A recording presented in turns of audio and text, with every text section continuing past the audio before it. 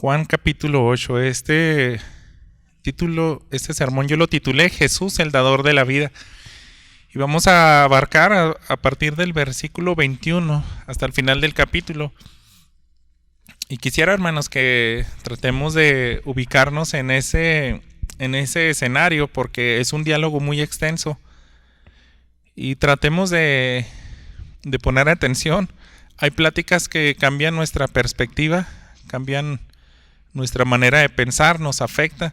Y hay conversaciones muy interesantes. Yo en la posada de mi trabajo me senté en un lugar donde pues habían algunos maestros con doctorados y escuchaba platicar acerca de problemáticas de nuestro país, incluso cuestiones teológicas, porque algunos pues habían estudiado en seminarios católicos y yo estaba pues bastante atento y son pláticas que enriquecen, llenan nuestro conocimiento y a veces escuchas información que ya no vuelves a ver las cosas de la misma manera.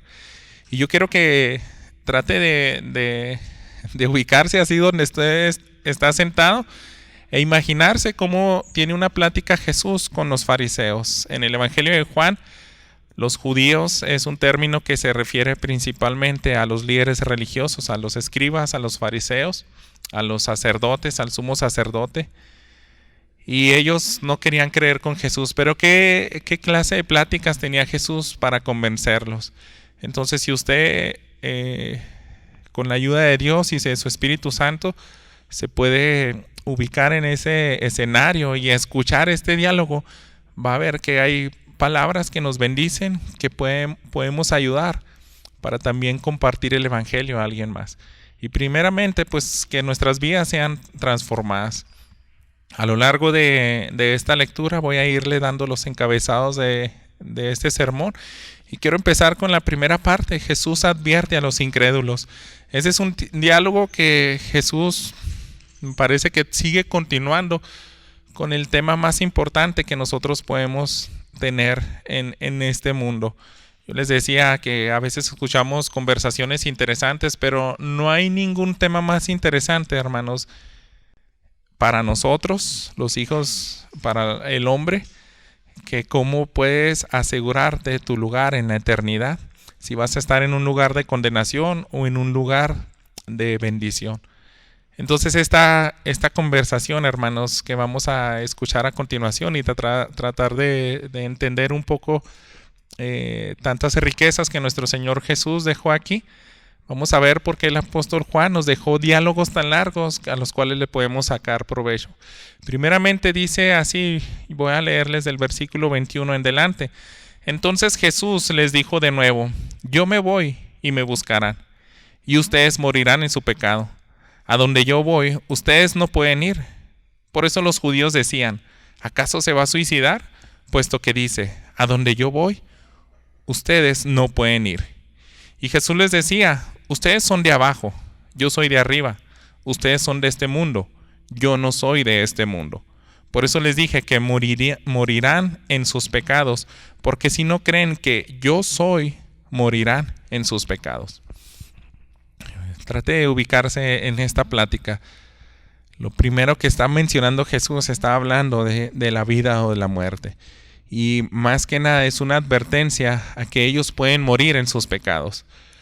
Jesús, hermanos, hablaba diciendo en este versículo 21, dice: Jesús les dijo de nuevo. Entonces vemos que él está insistiendo en un tema. ¿Qué es eso que le estaba diciendo Jesús de nuevo?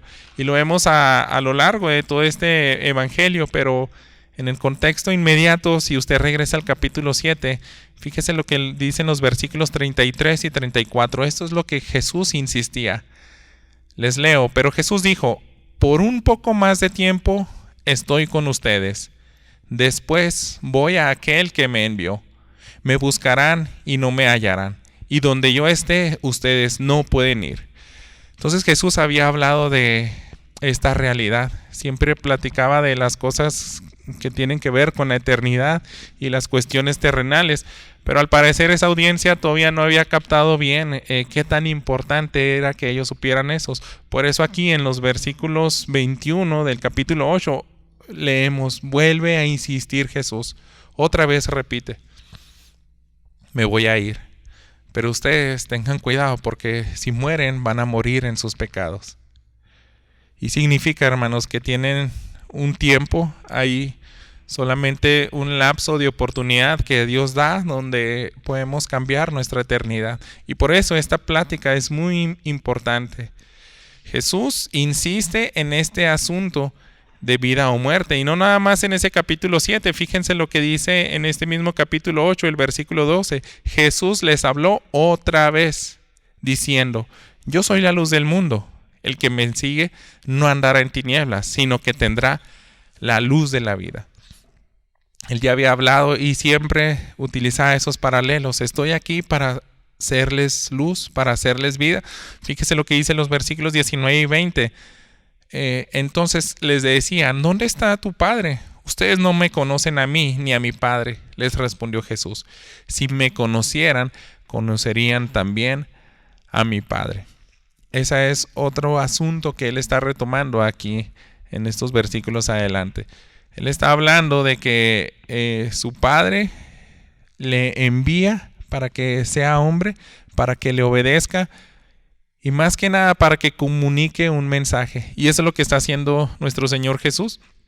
Él está hablando de que él se encontraba en la presencia de Dios. Platicó con él, crearon o le dieron forma al método de redención que tenía que conocer la humanidad para no morir en sus pecados. Y eso es lo que él les está advirtiendo. Si mueren en este momento en pecados, no podrán entrar en la presencia del Padre. Ese era el tema principal y lo que más le interesaba a nuestro Señor Jesús, que su audiencia y más que nada su pueblo que le rechazara, se arrepintiera, entrara en la gloria, y de esto se trata este diálogo, hermanos. La clave de todo este diálogo es que ellos tienen que creer para no morir en sus pecados.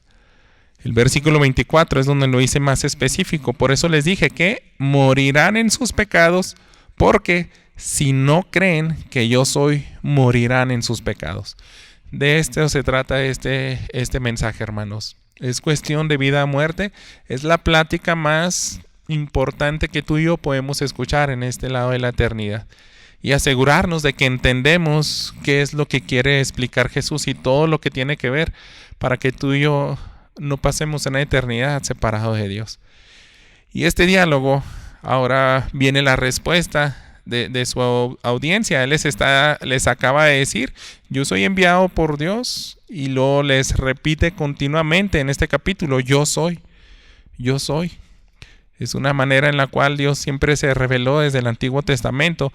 Pero les leo el versículo 25 porque vemos una dureza en la contraparte de Jesús, aquellos que continúan el diálogo con él. Fíjense, le hacen esta pregunta: ¿tú quién eres?, le preguntaron, y Jesús les contestó: ¿qué les he estado diciendo desde el principio? Tengo mucho que decir y juzgar de ustedes, pero aquel que me envió es veraz, y yo las cosas que oí de él, estas digo al mundo. Y aquí, aunque Jesús ya se está dando a conocer, y no se está dando a conocer de una manera a manera de adivinanza, a manera de enigma, él está diciendo abiertamente quién es, hermanos, pero ellos, por su incredulidad, no creían. En el versículo 28 y 29 del capítulo anterior, el capítulo 7, vemos de por qué Jesús está diciendo: ya les dije quién soy, ya les dije. Y otra vez, se lo había dicho innumerables veces. Este diálogo, hermanos, lo tuvo que haber tenido en muchas ocasiones. Pero fíjese cómo dice estos versículos 28. Jesús entonces, mientras enseñaba en el templo, exclamó en alta voz: ustedes me conocen y saben de dónde soy. Yo no he venido por decisión propia, pero aquel que me envió es verdadero, a quien ustedes no conocen. Y ponga atención, hermanos, porque él está diciendo a aquel con mayúscula. Jesús les está diciendo abiertamente: Dios, el Dios de Israel, él me envió. Yo lo conozco porque procedo de él y él me envió. Aquí en nuestro lenguaje, en esta escritura, pues vemos esa letra mayúscula que se está distinguiendo como una persona. Es una persona. Y en el idioma original, Jesús les está diciendo directamente: Dios me envió. Él es el que me ha enviado. Y les ha dicho tantas veces eso, hermanos, y es increíble que ellos le preguntan: ¿tú quién eres? ¿Tú quién eres? En eso consiste ese diálogo. Su mensaje era directo de Dios y solo le interesaba comunicarlo para ser honrado por Él. Es lo que está diciendo nuestro Señor Jesús. Yo todo lo que estoy diciendo no es para que me den honra y gloria a mí, sino para dar honra y gloria al Padre, porque es un mensaje que se me encomendó, que tenía que comunicar. Después de que Jesús les aclara otra vez, y vemos que tiene tanta paciencia, ellos responden de la siguiente manera. En el versículo 27, ellos no comprendieron que les hablaba del Padre. Aunque Jesús estaba hablando abiertamente de Él, no comprendían. Por eso Jesús les dijo: cuando ustedes levanten al Hijo del Hombre, entonces sabrán que yo soy, y que no hago nada por mi cuenta, sino que hablo estas cosas como el Padre me enseñó. Y aquel que me envió está conmigo, no me ha dejado solo, porque yo siempre hago lo que le agrada. Al hablar estas cosas, muchos creyeron en Él. Entonces, fíjense, hermanos, cuando Jesús hablaba, lo decía tan abierto, tan claro, pero estamos viendo que el hombre pecador y el hombre caído tiene una condición que, por más claro que te digan, ellos no lo pueden comprender. Jesús les estaba hablando del Padre, pero dice, no comprendieron. Y Jesús, para que sí comprendieran, les da un mensaje futuro y que tiene que ver con una base bíblica. Les está diciendo: cuando me entiendan, va a ser hasta ese momento en el cual ustedes mismos me van a levantar. Y eso estaba profetizado, hermanos. Jesús le había dicho a Nicodemo, si lo recuerdan en la conversación que tuvo en el capítulo 3, dice el versículo 14: como Moisés levantó la serpiente en el desierto, así es necesario que sea levantado el Hijo del Hombre, para que todo aquel que cree tenga en Él vida eterna. Entonces Jesús les estaba volviendo a dar bases para que ellos en un futuro entiendan quién es. En ese momento su ceguera pues no les daba para reconocer a Jesús como el Hijo de Dios, pero Jesús fue tan grande y tan misericordioso que les dejó bien claro: sí va a haber un día donde me van a reconocer, y va a ser hasta después de que ustedes me levantan. Y Él está haciendo alusión al tipo de muerte que tiene que llevar. En Deuteronomio capítulo 21 vemos esa ordenanza que se había establecido para todo aquel que muriera en un madero. Dice el versículo 23: su cuerpo, cuando alguien se le haya dado muerte y se ha colgado en un árbol o en un madero, su cuerpo no quedará colgado del árbol toda la noche, sino que ciertamente lo enterrarás el mismo día. Pues, fíjense, el colgado es maldito de Dios, para que no contamines la tierra que el Señor tu Dios te da en heredad.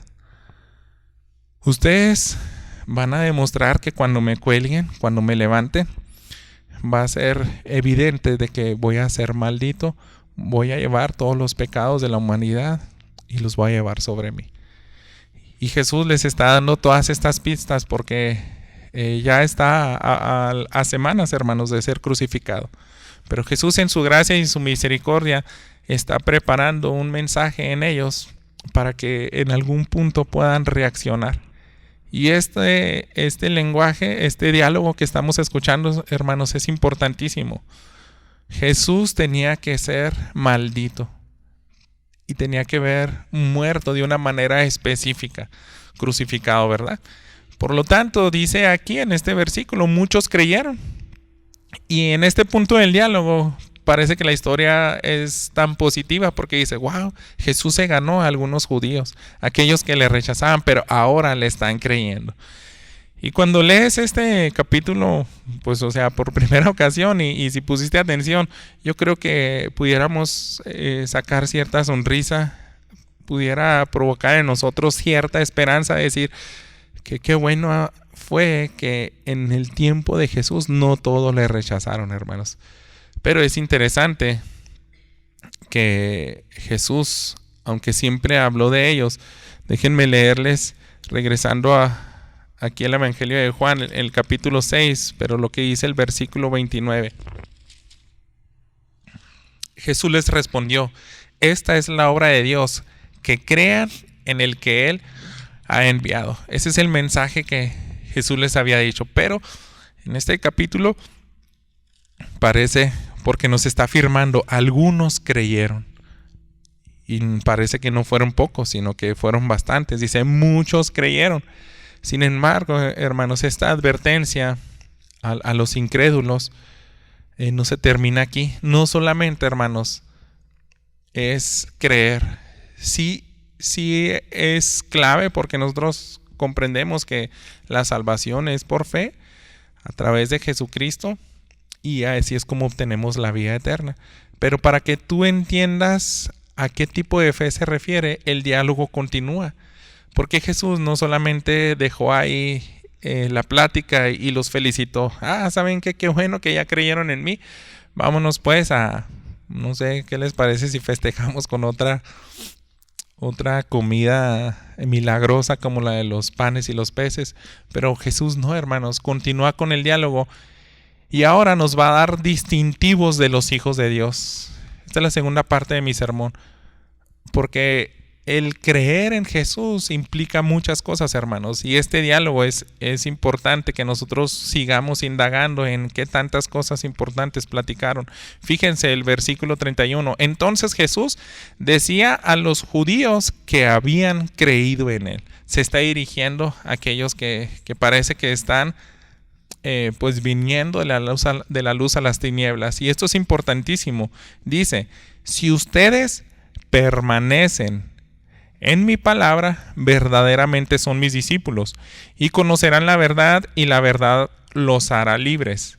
Ellos le contestaron, somos descendientes de Abraham, y nunca hemos sido esclavos de nadie. ¿Cómo dices tú, serán libres? No solamente es creer, hermanos, sino, dice aquí, deben de permanecer en mi palabra.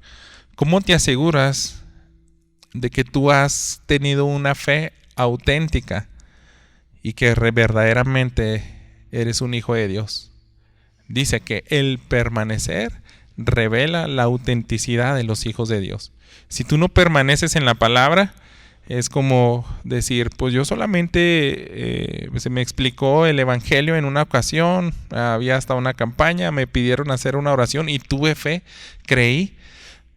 Pero no solamente eso puede ser una garantía, sino que la garantía más grande es permanecer, hermanos. Por eso nosotros como bautistas hemos abrazado una doctrina que se llama la perseverancia de los santos. Solamente así te aseguras que tu fe fue genuina y verdaderamente creíste.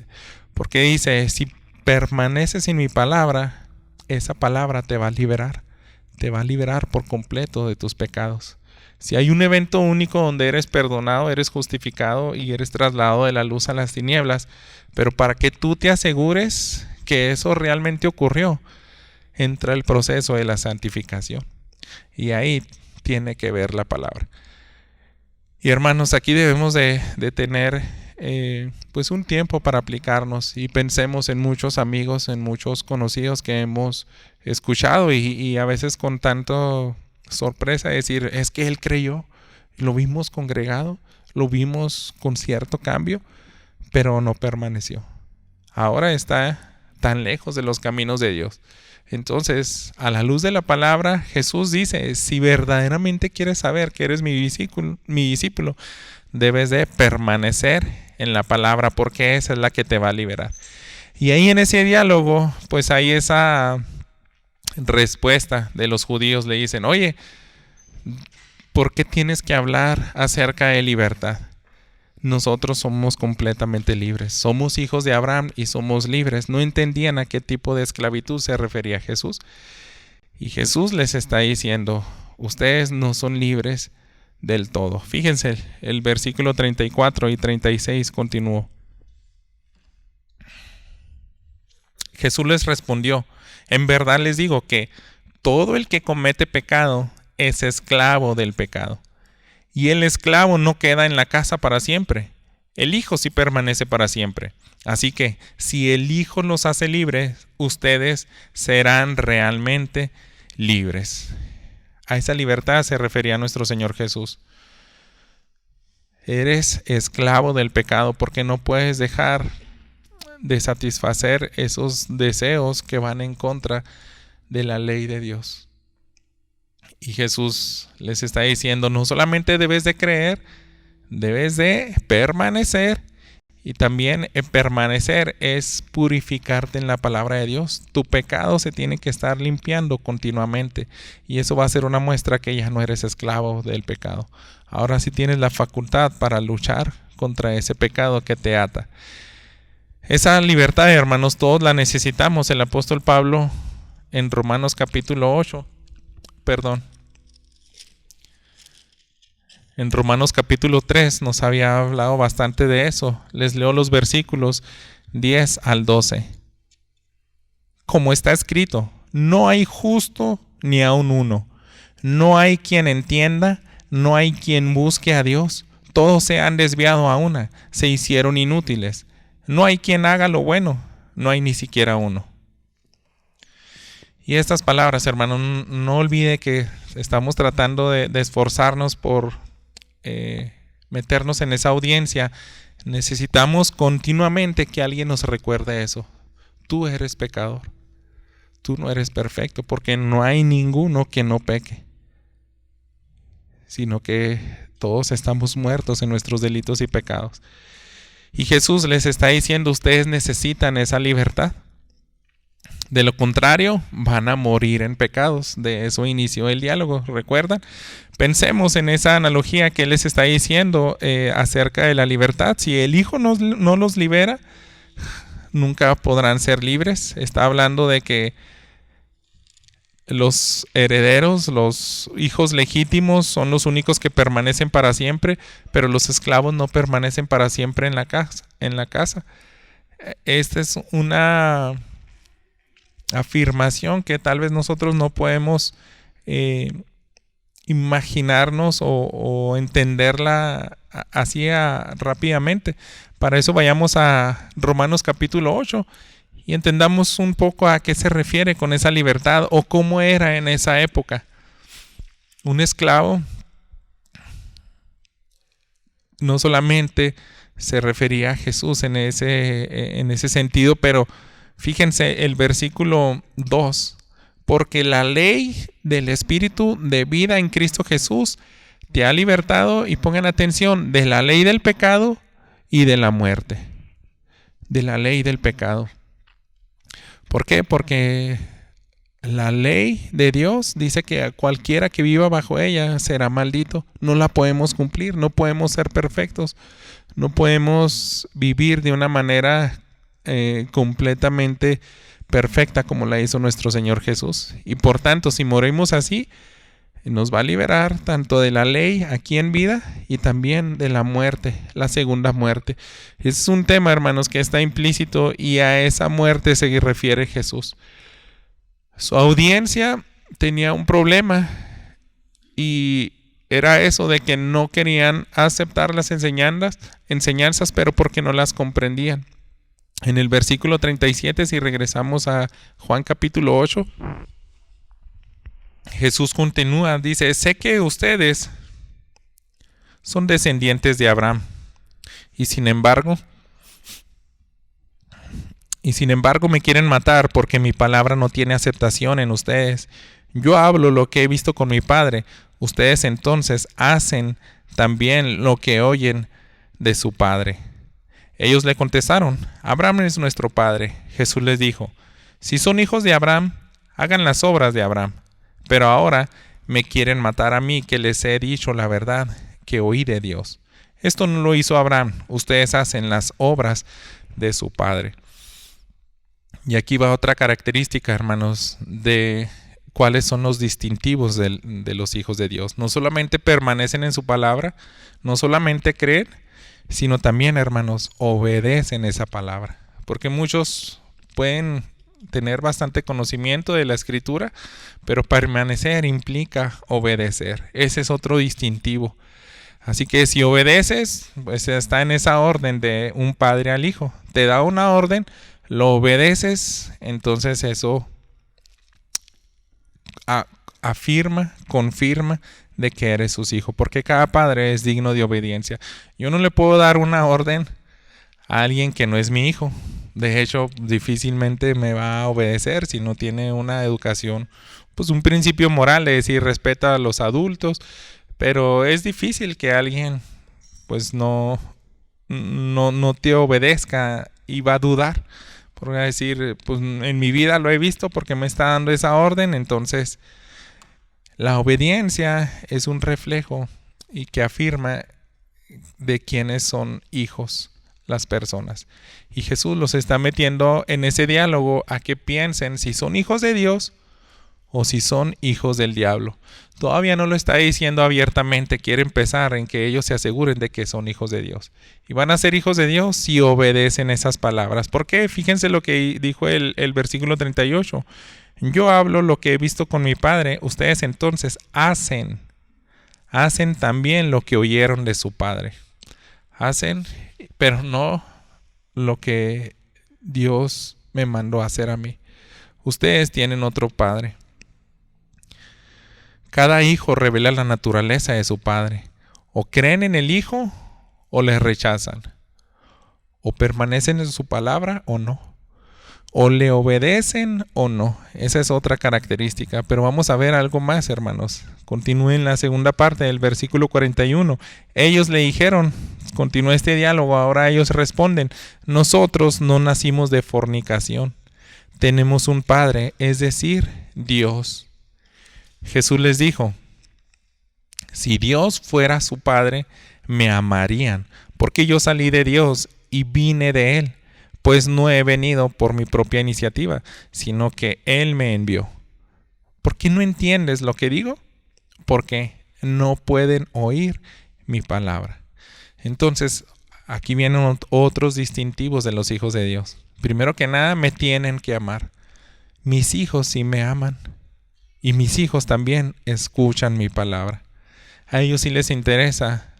Entonces tenemos esas características. Creer, obedecer, amar, permanecer. Y ahora les está diciendo, no nada más eso, también es escuchar. A mis hijos sí me escuchan. Ustedes, he tenido diálogos por muchos días, pero ustedes no me escuchan, no me entienden, mucho menos me obedecen. Entonces, ¿qué está revelando? Que ustedes no son mis hijos. Y ahora, hermanos, Jesús fue más directo de quiénes eran sus hijos, de quiénes eran hijos aquellos judíos con los que él hablaba. Y pongamos mucha atención, hermanos, porque aquí nunca se va a presentar un término medio. Jesús es tajante. Voy a leer en el versículo 44. Ustedes son de su padre, y ahora sí lo dice directamente, el diablo. Y quieren hacer los deseos de su padre. Él fue un asesino desde el principio y no se ha mantenido en la verdad porque no hay verdad en él. Cuando habla mentira, habla de su propia naturaleza, porque es mentiroso y el padre de la mentira. Pero, porque yo digo la verdad, no me creen. ¿Quién de ustedes me prueba que tengo pecado? Y si digo verdad, ¿por qué ustedes no me creen? El que es de Dios, escucha las palabras de Dios. Pero ustedes no escuchan porque no son de Dios. Y así es sencillo, Jesús les está revelando de quiénes son hijos ustedes, de Satanás. No hay término medio, hermanos. O eres hijo de Dios o eres hijo de Satanás. ¿Cómo puedes asegurarte? Escucha su voz, crees en él, permaneces en su palabra, le obedeces. De todo lo si es todo lo contrario, entonces vas a hacer exactamente lo mismo, pero de tu padre Satanás. Vas a escuchar la mentira, vas a obedecer a aquel que solamente viene a destruir, y de esa manera vas a confirmar la naturaleza de Satanás. Es lo que él está diciendo. Él fue un asesino desde el principio. ¿Y cuándo lo vemos eso, hermanos? Porque él, con la mentira, introdujo el pecado en este mundo. Lo vemos en Génesis 3. Él es el asesino desde el principio. ¿Por qué? Porque Él llevó al hombre a la muerte espiritual, a toda la humanidad. Entonces eso se refiere. Génesis 3:4 es cuando la serpiente le dice, ¿sabes qué? No morirás, no morirás. Ahí mintió Él. Entonces dice, Él es mentiroso. Cuando ustedes le obedecen a Él, están confirmando la naturaleza de Él. Él es un mentiroso. Y hermanos, estas características son buenas que nosotros las entendamos, porque también Jesús le está diciendo, nadie puede probar si mi mensaje es falso. Solamente los hijos creen en el mensaje de Dios. Y Jesús les está diciendo aquí en el versículo 46, ¿quién de ustedes me prueba que tengo pecado? Porque ellos decían, estás diciendo puras blasfemias, estás atribuyéndote enseñanzas que ningún hombre debería de hacer, estás pecando. Todo lo que tú platicas es pecar contra Dios. Todo lo que tú quieres enseñar es pecado. Pero Jesús le dice, ¿cómo me demuestras eso? Ninguno de ustedes puede demostrar que yo estoy pecando y estoy diciéndoles mentiras. Sin embargo dice, y si digo verdad, ¿por qué ustedes no me creen? Y Jesús mismo le da la respuesta. El que es de Dios escucha las palabras de Dios. Por eso ustedes no escuchan, porque no son de Dios. Y otra vez regresemos. Estamos escuchando este diálogo, hermanos, y piense, ¿de qué lado estoy yo? ¿Qué tanto me deleito en escuchar las palabras de Dios y obedecer? Si no puedo, si no disfruto ampliar mi conocimiento de Dios, y por lo mismo no le obedezco, entonces es una conversación que puede cambiar nuestra vida, hermanos, nos hace reflexionar. En ese mismo momento le están rechazando, el diálogo continúa con incredulidad. Les había dicho en versículos anteriores, parecía que algunos habían creído, pero todo está empeorando, hermanos. Está empeorando. Fíjense el versículo 48. Los judíos le contestaron, ¿no decimos con razón que tú eres samaritano y que tienes un demonio? Jesús respondió, yo no tengo ningún demonio, sino que honro a mi Padre, y ustedes me deshonran a mí. Pero yo no busco mi gloria. Hay uno que la busca y juzga. En verdad les digo que si alguien guarda mi palabra, no verá jamás la muerte. En esta traducción dice, hay uno que busca mi gloria, y ese uno viene en mayúsculas, se está refiriendo al Padre. Dios sí busca mi gloria. Dice el versículo 52, los judíos le dijeron, ahora sí sabemos que tienes un demonio. Abraham murió y también los profetas. Y tú dices, si alguien guarda mi palabra, ¿no probará jamás la muerte? Así que entendemos, hermanos, que todo está empeorando. Ellos se están enojando y no están aceptando lo que Jesús dice. ¿Por qué? Porque atribuyen al diablo todas las palabras de vida eterna que Él les quiere que entiendan. Eso es deshonrar al Hijo. Otra traducción del versículo 50, la Nueva Traducción Viviente, dice, y aunque no tenga ninguna intención de glorificarme a mí mismo, Dios va a glorificarme y Él es el verdadero juez. Les decía, en esta traducción viene uno con mayúscula, pero aquí es más claro, se refiere a Dios es el que me quiere glorificar y es el verdadero juez. Porque ellos le percibían a Jesús, oye, tú te están dando tantos créditos que no te lo mereces. No, esa gloria yo no la estoy buscando. Mi Padre es el que me quiere honrar. Y les dice, si alguien guarda mi palabra, no verá jamás la muerte. Y ahora introduce pues ese principio donde dice, si quieren vivir, si no quieren morir en pecado, todo tiene que ser a través de mí. Y otra vez son frases, hermanos, son declaraciones que a ellos les enfurece, que no creen. Cada vez están encendiéndose más en ira. Les está diciendo en pocas palabras, el que guarda mi palabra significa lo que habíamos dicho, el que permanece en mi palabra, el que persevera para vida eterna. Sin embargo, los judíos todo esto lo estaban pensando en la esfera terrenal. Ellos creían que solamente se refería a la muerte física, y eso es desde que empezó el diálogo, hermanos. Yo, en una ocasión, cuando llevé una clase de esta literatura juanina y el pastor nos estaba pues enseñando todos estos diálogos, llegó un punto donde me desesperé y yo le decía a este hermano, al pastor que da la clase, pero ¿por qué Jesús no era tan claro? Pues porque no les dice ya bien claro. Yo entendía más o menos como lo estaban viendo ellos. Y dice, no, es que es bien claro. Y es más, lo puede decir de muchas formas, de muchas maneras, con muchas analogías, y lo está tratando de decir hasta con ejemplos para que ellos lo entiendan, pero no. Cualquier esfuerzo que hasta el Jesús mismo hacía, ellos no lo entendían. ¿Por qué? Porque no son hijos de Dios.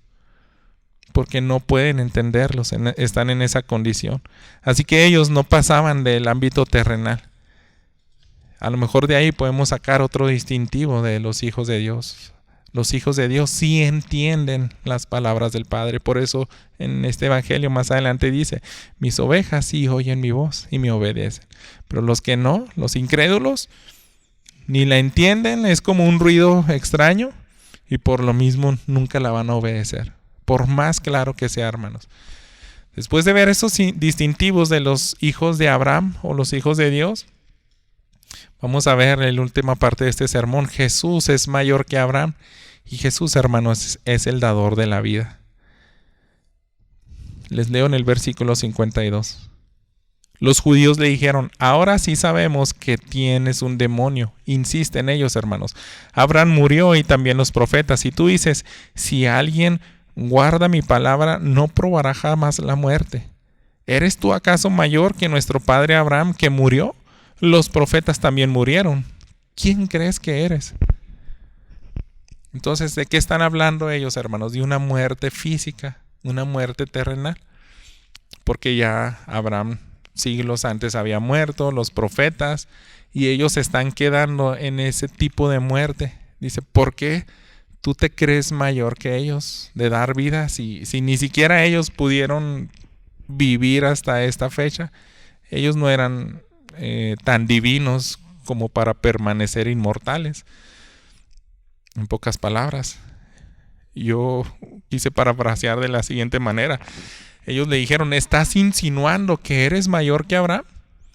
Porque Abraham sí murió. ¿Cómo tú puedes darnos vida y no morir, hacernos inmortales? Y aquí, hermanos, Jesús, si ya estaban enojados, hermanos, aquí los lleva al límite de su ira.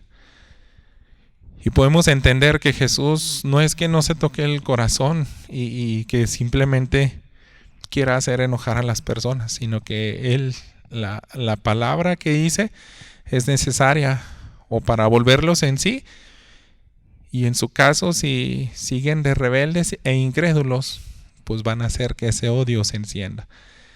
Y Jesús siempre fue muy claro con sus discípulos. Al final de este evangelio les dice cuando Él ora, saben, si el mundo me ha rechazado a mí, también a ustedes los van a rechazar, no se extrañen. Y aquí estamos viendo en parte de su ministerio, y no fueron pocas veces, hermanos, sino que encendía la ira de ellos, los llevaba a sus límites a tal grado que lo querían matar. Muchas veces intentaron matarlos y esta no fue esa ocasión porque aún no había llegado su tiempo. Es algo que dice este evangelio. Les leo el versículo 54. Jesús respondió, si yo mismo me glorifico, mi gloria no es nada. Es mi Padre el que me glorifica, de quien ustedes dicen, Él es nuestro Dios. Ustedes no lo han conocido, pero yo lo conozco. Y si digo que no lo conozco, seré un mentiroso como ustedes. Pero si lo conozco y guardo su palabra. Pero sí lo conozco y guardo su palabra. Abraham, el padre de ustedes, se regocijó esperando ver mi día y lo vio y se alegró. Y eso es lo que más los hacía enojar, hermanos. Jesús les está diciendo, ¿saben que yo no estoy presumiendo ser mayor que Abraham? Mi Padre lo sabe. Y es más, no solamente mi Padre, con eso es suficiente. Pero Abraham mismo lo supo, les está diciendo. Eso que les está haciendo enojar, de que yo soy mayor que Abraham, él mismo lo constata. Vayamos al libro de Hebreos, hermanos. En Hebreos, en el capítulo 11, cuando tenemos los héroes de la fe, nos está diciendo varias declaraciones de Abraham. Y Jesús dice, Abraham se regocijó al verme. ¿A qué se refería eso, Jesús, hermano? Jesús se va a revelar aquí de manera más directa que podamos entender, hermanos. Él fue tan abierto como más no se puede. Y lo hizo a través de esta analogía. En Hebreos 11, fíjense lo que dice los versículos 17 al 19. Por la fe, Abraham, cuando fue probado, ofreció a Isaac.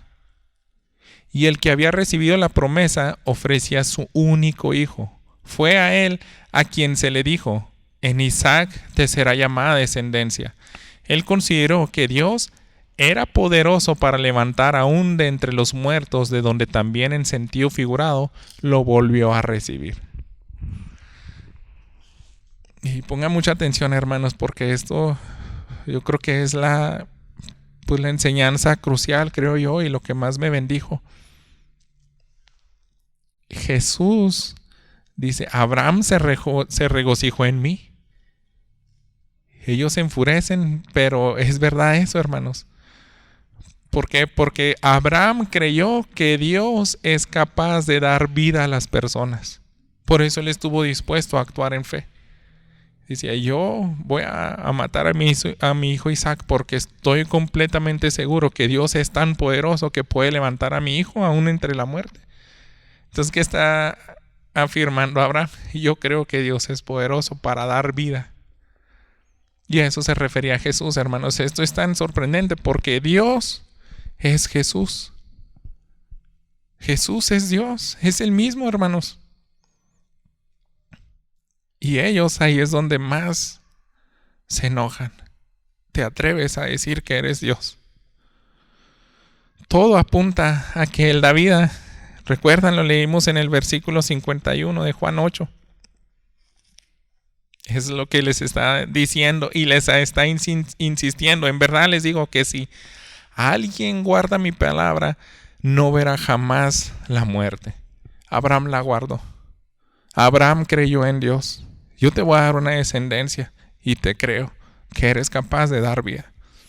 Y Jesús quería llevar a todos los judíos a que creyeran eso. Yo soy el mismo Dios del Antiguo Testamento.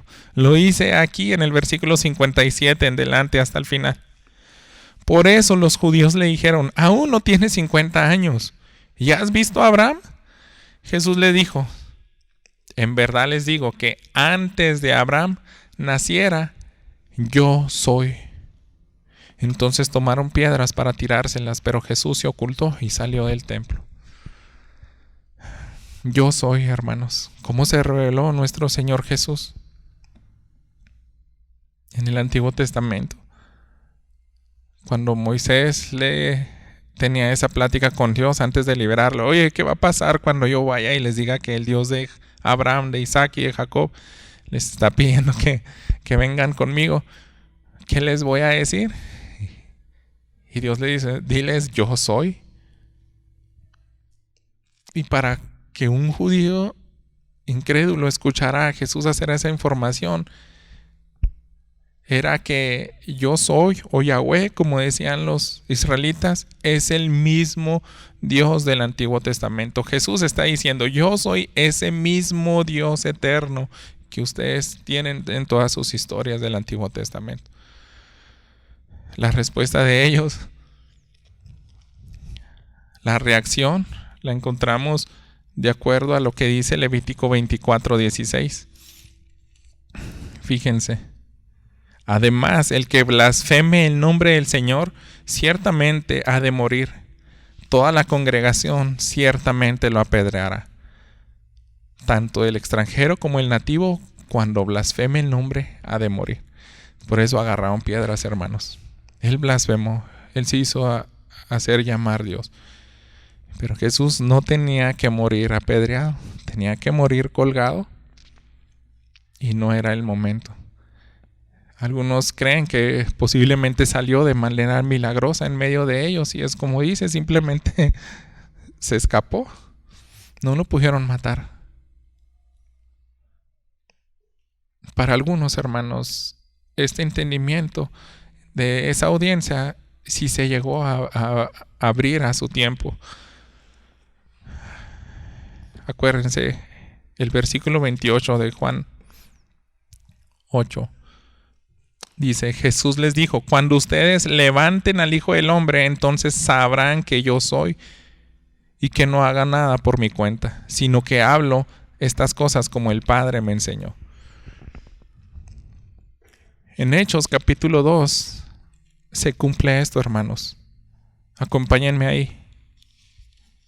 Esta última cita en Hechos capítulo 2, cuando viene el Espíritu Santo y Jesús utiliza a Pedro de manera poderosa, les está abriendo las escrituras, demostrándole que todo eso estaba profetizado, la manera como debía de morir, que Él era el Mesías, Él era Dios encarnado, hermanos. Y Pedro los hace volver en sí.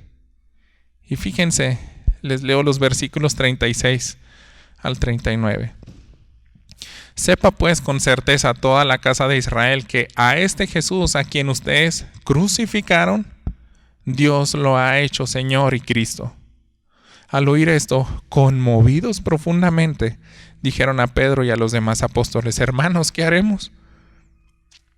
Entonces Pedro les dijo: arrepiéntanse y sean bautizados cada uno de ustedes en el nombre de Jesucristo para perdón de sus pecados, y recibirán el don del Espíritu Santo, porque la promesa es para ustedes y para sus hijos y para todos los que están lejos, para tantos como el Señor nuestro Dios llame. Este es el mensaje de salvación, hermanos. Volvieron en sí. Ese día que Pedro les dice: al que ustedes crucificaron, ese era el Hijo de Dios. Y por fin, lo mismo que había dicho Jesús: va a llegar un momento cuando yo sea levantado por ustedes y ustedes van a creer. Él se los está anticipando. Entonces, escuchar este diálogo, hermanos, cambia vidas, porque a su tiempo produce fe. Y eso es lo que quiere nuestro Señor Jesucristo, que se arrepientan, porque es lo que habíamos visto. Todos somos pecadores, hermanos. Todos necesitamos arrepentimiento. Y ahí está el mensaje de salvación. Cree en Jesús, que Él tomó tu lugar. Él detuvo la ira del Padre. Él la satisfizo por completo con su muerte. Y eso es algo que debemos de orar continuamente, hermanos. Si tú eres un hijo de Dios, ora, porque siempre tienes que creer, tienes que perseverar, tienes que escuchar, tienes que obedecer y amar al Señor. Eso estamos llamados, hermanos. Pero también debemos de orar, y oro por ti para que también tu entendimiento sea abierto y seas trasladado al reino de Dios si aún no lo eres. Este es el mensaje que cambia la eternidad. Dios te ha permitido contemplar ese diálogo, el más importante que cada uno de nosotros debemos de exponernos. Ninguna plática de este mundo trasciende a la eternidad y con mayor importancia como esta que acabas de escuchar. Y eso es lo que debemos de hablar también al perdido, hermanos. E incluso, hermanos, hoy vamos a tomar la cena del Señor y es lo que vamos a recordar. El gran yo soy se hizo hombre. Es el mismo Jesús. Nos amó tanto, hermanos. Amó y obedeció al Padre. Él hizo todo lo que Él le mandó. Tomar nuestro lugar. Oremos. Señor bendito, gracias por esta palabra, porque el Evangelio es lo que nos da la mayor esperanza, porque todos somos pecadores, Señor. Ninguno de nosotros podemos decir que estamos libres de pecados. Y tú nos has dado esa esperanza, Señor, de tantos errores que cometemos al día, a la semana, de tantas cuestiones que hacemos sin tener temor de ti. Nos puedes librar, Señor, y simplemente es por creer, por amarte, por deleitarnos y permanecer en tu palabra, Señor. Y eso es lo que te pido, Padre, que cada uno de mis hermanos nos ayudes a perseverar Y al que no ha creído, Señor, dale esa fe y que este conocimiento prepare su corazón, como lo hizo en aquellos días, Señor, después de que tú resucitaste. Esas personas entendieron que verdaderamente eras el Hijo de Dios y se arrepintieron. Y ahora también estamos después de ese evento de la resurrección y te pido que les des fe, Señor, al que lo necesite para creer y permanecer en tus caminos. Te lo ruego, Padre, en nombre de Cristo Jesús. Amén.